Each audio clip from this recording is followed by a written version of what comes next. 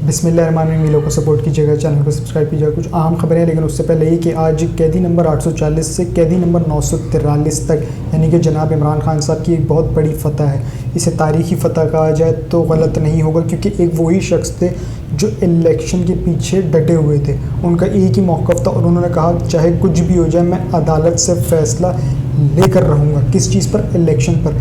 जबकि दूसरी जानिब देखा जाए तो वो बज़िद थे कि हमने इलेक्शन कराने नहीं है, और कराने हैं तो अपनी मर्ज़ी से कराने हैं। इवन कि हमने अपना ही वज़ीर आज़म लेकर आना है। उनकी इस तमाम ज़िद्दों को इमरान खान साहब ने आज जो रोंद डाला है, यानी कि उनके हौसले ने, उनके जज्बे ने आज उन सबको रोंद डाला। और थोड़ा सा मैं काजी फैज़ल साहब का बता दूं कि जब ये चीफ़ जस्टिस साहब आए थे तो इनके बारे में ये कहा जा रहा था कि ये देखें नून लीग के काजी फैज़ल साहब आ गए, यानी कि PDM के चीफ़ जस्टिस साहब आ गए। लेकिन मैंने उसी दिन बता दिया था कि चीफ़ जस्टिस काजी फैज़ल साहब इनके कुछ फ़ैसले ऐसे होंगे कि तहरीक इंसाफ को लगेगा कि देखें हमें तो पहले से ही पता था कि इनके फ़ैसले क्या होने हैं, ये नून लीग की तरफ इनका झुकाव होगा।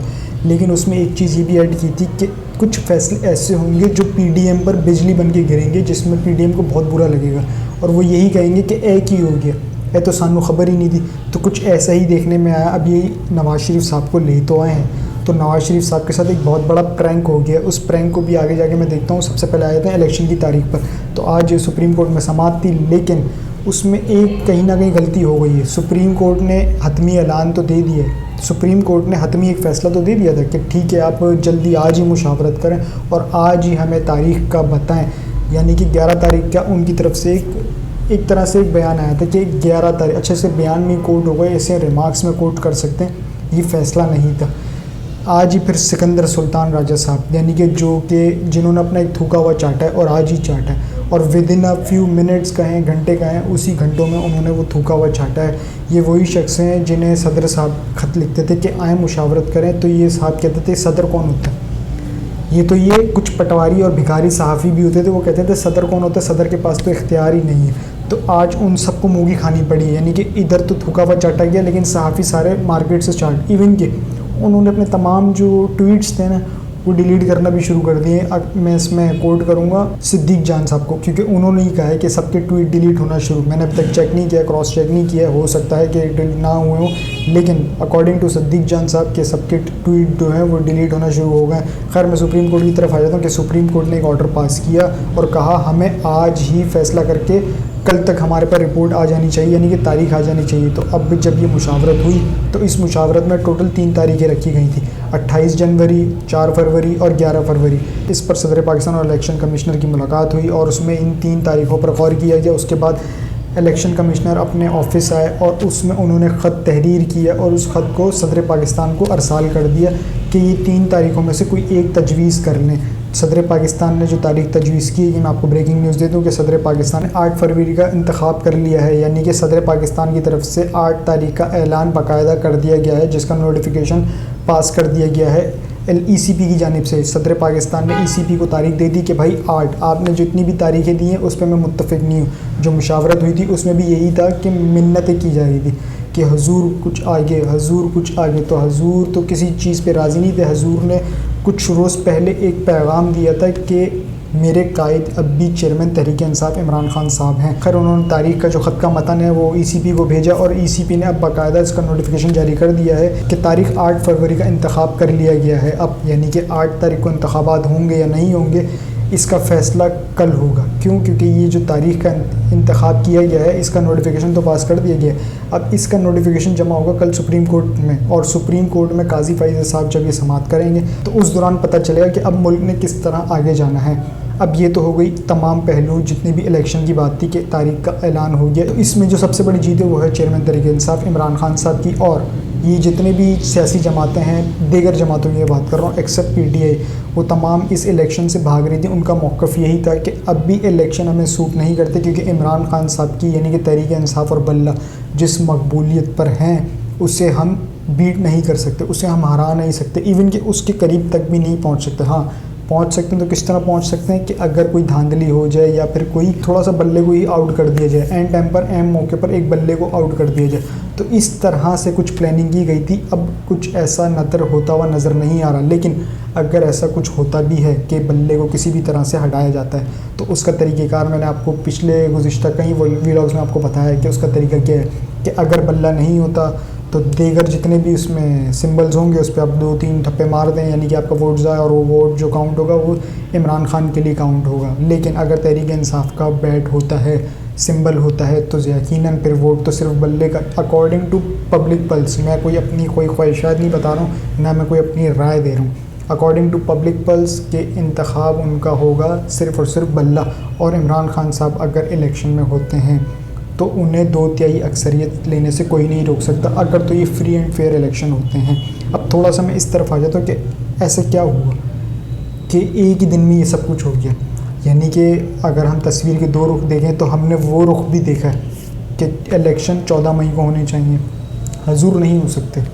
हजूर हमारे पास फंड्स नहीं है, हजूर सिक्योरिटी के खदशात हैं, हजूर की सदर का इख्तियार नहीं। तो इस तरह से करते करते अचानक ऐसा क्या हो गया कि एकदम से एक ही दिन में और चंद ही लम्हों में, चंद ही घंटों में सब कुछ अनाउंस हो गया।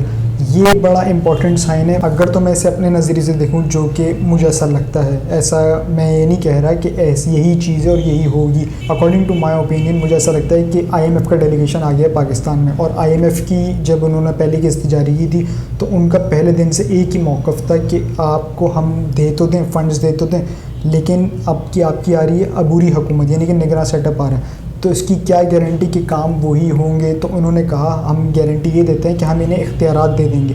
तो इख्तियारात दे दी गए जो कि सबके सामने। लेकिन अब दोबारा से आज डेलीगेशन दोबारा पहुंचा है पाकिस्तान, और अगली किस्त के लिए यकीनन उन्हें रोका नहीं जाएगा, वो पाकिस्तान को दे देंगे। उनमें सबका ना एक बयानिया और भी था, और वो था पाकिस्तान में साफ़ और शफाफ इलेक्शन और फौरी इलेक्शन। IMF की भी ये डिमांड थी कि इलेक्शन बर वक्त पर होने चाहिए। तो शायद ये बहुत मुमकिन हो सकता है कि ये IMF के प्रेशर में ही हमने इस तारीख का ऐलान किया हो, क्योंकि IMF ने जितनी भी हमें कंडीशंस दी थी, कुछ हमने पूरी कर ली लेकिन कुछ हमने पूरी नहीं की। हो सकता है जो हमने पूरी नहीं की उस बिना पर वो फ़ंड अपने रोक ले, लेकिन वो रोकना यूँ नहीं सकता, क्योंकि मेन जो चीज़ थी ना इलेक्शन की तारीख, वो आ चुकी है। बाकी जो चंद मेन चीज़ें थी जैसे पेट्रोल हो गया, गैस हो गया, ये बढ़ चुकी हैं। लेकिन इसमें एक चीज़ और भी है कि जिस तरह से आलमी दुनिया में एक जंग का सामा बना हुआ, हालात कशीदा ही हैं, पूरी दुनिया की बात कर रहा हूँ मैं, आलमी दुनिया की। तो उस तरह से अगर देखा जाए तो उन्हें भी ये लगता होगा कि हाँ, पाकिस्तान ने जो किया है वो एक इनफ किया है, बिल्कुल सही किया है।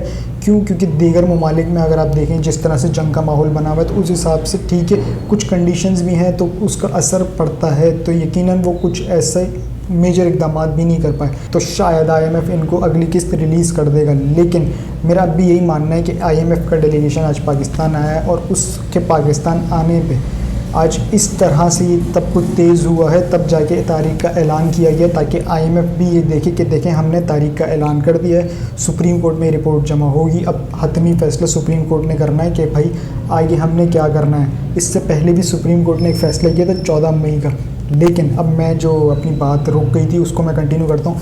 वो 14 मई का फ़ैसला जो था, क्या हुआ उसके ऊपर सुप्रीम कोर्ट, अब जब ये जो चीफ जस्टिस साहब बैठे हैं, मेरा तो ये ख्याल था कि शायद ये उस फैसले को भी कोर्ट करेंगे कि हमने जब पहले, मैं बतौर इदारे की बात कर रहा हूँ, शख्सियत की बात नहीं कर रहा। बंदयाल साहब, काजी फ़ाइज़ साहब, ये शख्सियात हैं। मैं सुप्रीम कोर्ट एक इदारे की बात कर रहा हूँ कि एक इदारे ने जब कहा कि 14 मई को इलेक्शन कराए जाएँ, तो क्यों नहीं हुआ, तब क्यों रोले अटकाए गए, तब क्यों रोले ढाले गए। उसमें ये तमाम पूरी असम्बली, जिस काजी फ़ाइज़ साहब ने कहा ना कि पार्लियामेंट सुप्रीम है, ऑब्वियसली पार्लियामेंट सुप्रीम, लेकिन ये वही पार्लियामेंट जिसने मुत्तफ़िक़ का तौर पे कहा था कि हम फ़ंड जारी नहीं करेंगे। मुत्तफ़िक़ का तौर पे कहा था, भले चंद थे लेकिन थे, और कहा तो सही, सुप्रीम कोर्ट ने ही कहा था। सुप्रीम कोर्ट के हुक्म की खिलाफ वर्जी किसने की? पार्लियामान ने। तो उस पार्लियामान के ख़िलाफ़ इन्होंने कोई एक्शन क्यों नहीं लिया? ये एक सवालिया निशान है। आखिर में जाते थे 2 अहम चीज़ बोल दूँ। एक तो चेयरमैन तहरीक इंसाफ इमरान खान साहब का जेल से पैगाम है, और उसके अलावा हामिद मीर साहब ने कुछ कहा था। हामिद मीर साहब ने क्या कहा है, थोड़ा सा उसके आपको अहवाल दे देता हूँ, ये आप देख भी सकते हैं। उन्होंने कहा कि एक मुलाकात चल रही थी, उस मुलाकात ख़त्म होने के बाद एक इदारे के तर्जुमान का मेरे पास फ़ोन आया और कहा कि जनरल बाजवा साहब इसराइल को तस्लीम करने के हक़ में क्यों थे। और फिर उन्होंने ये बताया कि जनरल बाजवा कैसे सहाफ़ियों के ज़रिए इसराइल को तस्लीम करने के लिए इमरान खान पर एक दबाव, एक प्रेशर डलवा रहे थे सहाफ़ियों के ज़रिए। उन्होंने ये बाकायदा कहा। इमरान खान ने किस तस्वीर की तरफ इशारा कहा, और उन्होंने कहा जो उनका मौक़िफ़ था ना, वही मेरा मौक़िफ़ है। और वो जो तस्वीर थी वो थी हमारे कायद आज़म मोहम्मद अली जिन्ना, यानी कि फ़ाउंडर ऑफ द नेशन की तस्वीर थी। खान साहब ने उस वक्त उन सहाफ़ियों को यही कहा था कि वो देख रहे हो वो तस्वीर, जो उनका मौक़िफ़ था ना वही मेरा मौक़िफ़ है, यानी कि जो कायद आज़म साहब का मौक़िफ़ था वही मेरा मौक़िफ़ है।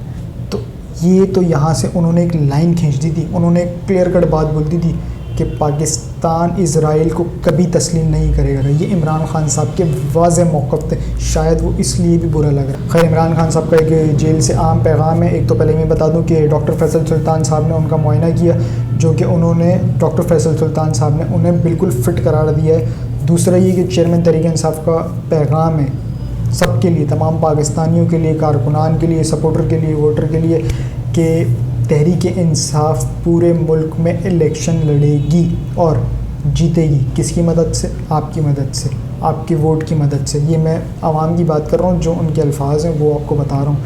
तो ये था उनका पैगाम। अब तक के इतना ही। जो अपना और रिश्ते का ख्याल रखिएगा, चैनल को सब्सक्राइब ज़रूर कीजिएगा। अल्लाह हाफ़िज़।